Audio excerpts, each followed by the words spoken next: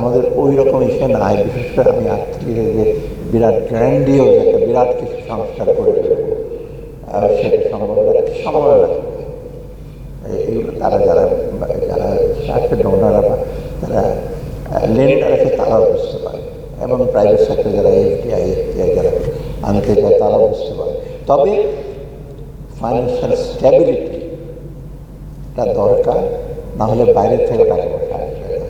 কারণ আপনি যদি লোকের না জানে আপনার ফরেন এক্সচেঞ্জ রেট কী হবে, মোটামুটি স্ট্যাবল হয়ে আসছে, কলিং পেক করে মোটামুটি 120 123 হয়েছে, কিন্তু অনেকে প্রেডিক্ট করছিল 180 200 হয়ে যাবে, শ্রীলঙ্কা তো 400 হয়ে যাবে, ওরকম অনেকের হয়তো হয়েছিল।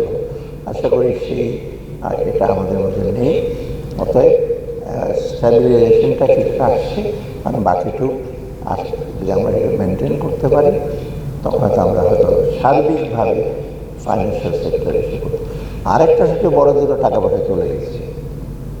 এই যে ব্যাংক থেকে হঠাৎ করে তুলনাভাবে টাকা পয়সা কেমন হয়ে গিয়েছে, বহু রকম আছে যারা টাকা পয়সাকে পাচার করেছে, তাদের কাছে আমার খুব সেট অফ গুড এক্সপার্টস আছে।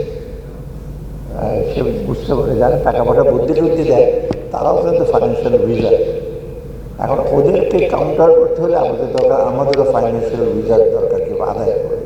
সেই জন্য চেষ্টা করে বাংলাদেশ ব্যাংক বাড়ি থেকে আমাদের, আমি কথা বলেছি ট্রেজারাররা বলছে আমরা লোক পাঠাবো, কারণ টাকা পয়সা যখন পাচার করে তখন হুট করে পাঠালে লেয়ারিং করে, একদিক থেকে এদিকে যায়, এদিক থেকে এদিকে যায়, নানা রকম ইনস্ট্রুমেন্ট আছে, রেমিটেন্সের টাকা কীভাবে আপনার নিয়ে নেয়।